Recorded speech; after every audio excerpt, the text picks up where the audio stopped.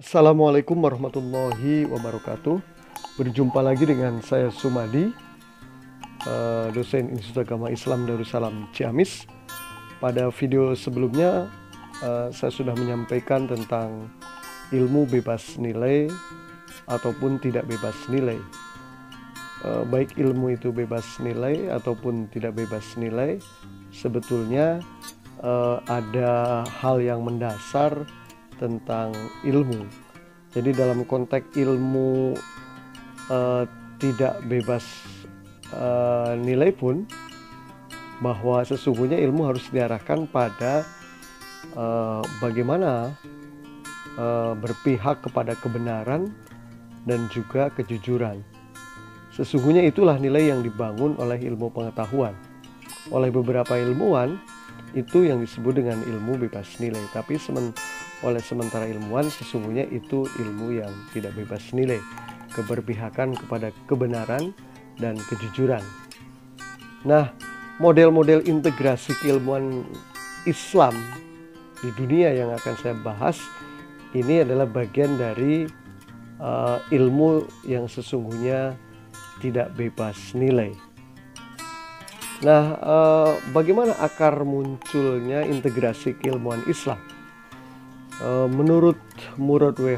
Hoffman menjelaskan bahwa terjadinya pemisahan agama dari ilmu pengetahuan itu pada abad pertengahan, yakni pada saat umat Islam kurang mempedulikan ilmu pengetahuan dan teknologi. Pada masa itu, yang berpengaruh di masyarakat Islam adalah ulama tarekat dan ulama fikih. Keduanya menanamkan paham taklid dan membatasi kajian agama hanya dalam bidang yang sampai sekarang masih dikenal sebagai ilmu-ilmu agama seperti tafsir, fikih, dan tauhid. Nah, ilmu tersebut mempunyai pendekatan normatif dan torekat. Torekat hanyut dalam wirid dan zikir dalam rangka mensucikan jiwa dan mendekatkan diri kepada Allah Subhanahu wa Ta'ala dengan menjauhkan, nah ini yang harus kita garis bawahi, yaitu dengan menjauhkan kehidupan duniawi. Implikasinya apa? Ulama tidak tertarik mempelajari alam dan kehidupan manusia secara objektif. Bahkan ada yang mengharamkan untuk mempelajari filsafat. Padahal dari filsafatlah iptek bisa berkembang pesat seperti hari ini. Nah, dari sini terjadilah dualisme atau dikotomi keilmuan di dunia Islam.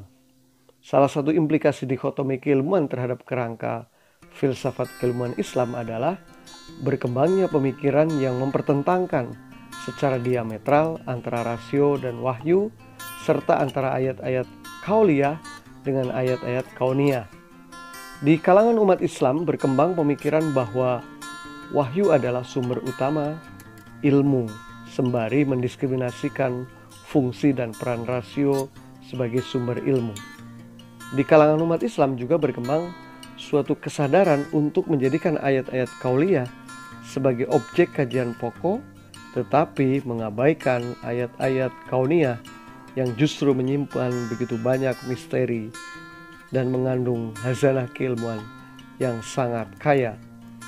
Nah, menyadari bahwa dampak dualisme atau dikotomi keilmuan Islam telah begitu besar, para pemikir Muslim mulai menggagas konsep integrasi keilmuan Islam yang usahanya mencoba membangun suatu keterpaduan kerangka keilmuan Islam dan berusaha menghilangkan dikotomi ilmu-ilmu agama di satu pihak dengan ilmu-ilmu umum di pihak lain. Maka pada akhir abad ke-19, ide-ide pembaharuan itu dimulai dengan mengkritik pengembangan ilmu pengetahuan dan teknologi modern yang dipisahkan dari ajaran agama. Di sini yang dianggap bahwa ilmu tidak bebas nilai, ya. Seperti dikemukakan oleh Muhammad Naqib Al-Atas dan Ismail Razi Al-Faruqi, bahwa dengan tujuan agar ilmu pengetahuan dapat membawa kesejahteraan bagi umat manusia dengan integrasi keilmuan Islam. Nah, menurut para ilmuwan dan cendekiawan Muslim tersebut, pengembangan iptek perlu dikembalikan pada kerangka dan perspektif ajaran Islam. Oleh sebab itu, Al-Faruqi menyerukan perlunya dilaksanakan Islamisasi sains. Dan sejak itu, gerakan integrasi keilmuan Islam dikembangkan sebagai bentuk menghilangkan atau mengeliminasi dikotomi keilmuan Islam. Hasil survei terhadap literatur kontemporer ditemukan bahwa gagasan para pemikir Muslim kontemporer tentang upaya untuk memadukan ilmu-ilmu keislaman dan ilmu-ilmu umum setidaknya dapat dikelompokkan ke dalam 10 model integrasi ilmu, yakni pertama, integrasi keilmuan IFIAS, International Federation of Institute of Advanced Study. Jadi bagannya tauhid, khilafah, ibadah, ya, kemudian ilmu pengetahuan, ada nilai-nilai positif, ada nilai-nilai negatif. Nah, dari bagian ini dapat dijelaskan bahwa menurut IFIAS bahwa iman kepada Sang Pencipta membuat ilmuwan Muslim lebih sadar akan segala aktivitasnya. Mereka bertanggung jawab atas perilaku dengan menempatkan akal di bawah otoritas Tuhan. Karena itu dalam Islam tidak ada pemisahan antara sarana dan tujuan sains. Keduanya tunduk pada tolok ukur etika dan nilai keimanan. Masih menurut IFIAS, anjuran nilai-nilai Islam abadi seperti khilafah, ibadah, dan al-adl adalah aspek subjektif sains Islam. Emosi, penyimpangan, dan prasangka manusia itu harus disingkirkan menuju jalan tujuan mulia tersebut melalui penelitian ilmiah. Nah, kemudian yang kedua, integrasi model Akademi Sains Islam Malaysia atau disingkat dengan ASASI. Nah, Akademi Sains Islam Malaysia ASASI lahir tahun 1977, salah satu kegiatan integrasi keilmuan Islam di Malaysia. Pendekatan ASASI menggunakan epistemologi Islam dengan menggunakan pemikiran keilmuan para ulama klasik semacam Al-Ghazali dengan pendekatan fikih dan Al-Farabi dengan pendekatan filosof. Nah, model integrasi keilmuan ASASI berdasar pada pandangan klasik bahwa ilmu diklasifikasikan ke dalam 4 kategori, yaitu ilmu fardu ain yang wajib bagi setiap manusia Islam atau Muslim, ilmu fardu kifayah yang wajib oleh masyarakat Islam yang perlu dikuasai oleh beberapa orang individu, kemudian ilmu mubah yang melebihi keperluan, dan ilmu yang sia-sia atau yang haram. Nah, model ASASI menggagas kesatuan dan integrasi keilmuan sebagai satu ciri sains Islam yang berdasarkan keesaan Allah. ASASI mengembangkan model keilmuan Islam yang memiliki karakteristik bagi mereka menurut ASASI menyeluruh, integral, kesatuan, keharmonisan, dan keseimbangan. ASASI berpendapat bahwa ilmu tidak hanya diperoleh melalui indera persepsi atau data empirik dan induksi, juga deduksi, akan tetapi menurut ASASI, intuisi, heuristik, mimpi, dan ilham itu bagian juga bagaimana memperoleh ilmu pengetahuan dari Allah Subhanahu wa Ta'ala. Kemudian yang ketiga, model integrasi Islamic Worldview. Tokoh model IW ini adalah Alparslan Acigens, guru besar filsafat pada Fatih University Istanbul, Turki. Model ini berangkat dari pandangan bahwa pandangan dunia Islam, Islamic Worldview, merupakan dasar bagi epistemologi keilmuan Islam secara menyeluruh dan integral.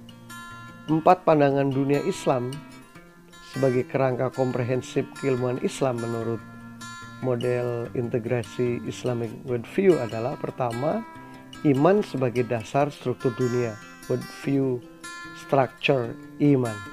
Yang kedua, ilmu sebagai struktur pengetahuan, knowledge structure al-ilm. Fikih sebagai struktur nilai, value structure al-fikih. Dan keempat, kekhalifahan sebagai struktur manusia, human structure khalifah. Nah, kemudian yang keempat, model struktur pengetahuan Islam. Tokohnya Usman Bakar, Profesor Philosophy of Science pada University of Malaya. Usman Bakar berpendapat atau berangkat dari kenyataan bahwa ilmu secara sistematik telah diorganisasikan dalam berbagai disiplin akademik. Nah, bagi Usman Bakar, membangun SPI atau struktur pengetahuan Islam sebagai bagian dari upaya mengembangkan hubungan yang komprehensif antara ilmu dan agama hanya mungkin dilakukan jika umat Islam mengakui kenyataan bahwa pengetahuan atau knowledge secara sistematik telah diorganisasikan dan dibagi ke dalam sejumlah disiplin akademik. Nah, Usman Bakar mengembangkan 4 komponen yang ia sebut sebagai struktur pengetahuan teoretis, the theoretical structure of science. Pertama, komponen berkenaan dengan apa yang disebut dengan subjek dan objek, materi ilmu yang membangun tubuh pengetahuan dalam bentuk konsep, fakta, teori, dan hukum atau kaidah ilmu, law, serta hubungan logis yang ada padanya. Kedua, komponen yang terdiri dari premis-premis dan asumsi-asumsi dasar yang menjadi dasar epistemologi keilmuan. Ketiga, komponen berkenaan dengan metode pengembangan ilmu. Keempat, komponen yang terakhir berkenaan dengan tujuan yang ingin dicapai oleh ilmu. Nah, teman-teman, bagi Usman, untuk membangun kerangka pengetahuan keislaman, keempat struktur pengetahuan itu perlu diformulasikan dengan menghubungkannya dengan tradisi keilmuan Islam, Islamic Sciences, seperti teologi, metafisika, kosmologi, dan psikologi. Kemudian yang kelima, model integrasi keilmuan berbasis filsafat klasik.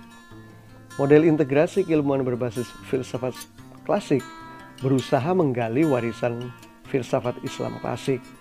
Tokohnya ada Said Hussein Nasr, pemikir muslim klasik yang berusaha memasukkan tauhid ke dalam skema teorinya. Prinsip tauhid, yaitu keesaan Tuhan, dijadikan sebagai prinsip kesatuan alam tabi'i atau tabi'ah.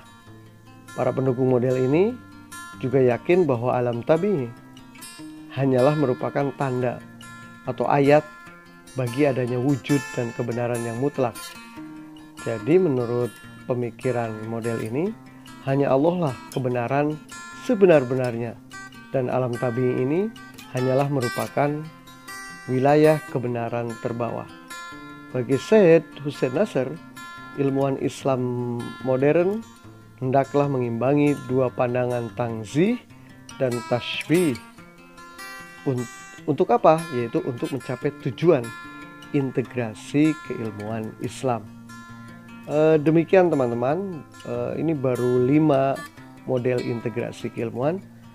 Nanti pada video selanjutnya kita akan lanjutkan yang ke-6 sampai ke-10, kalau mungkin bahkan lebih. Terima kasih. Mari kita berdiskusi tentang integrasi keilmuan sebagai model ilmu bertaut atau berbasis pada nilai agama.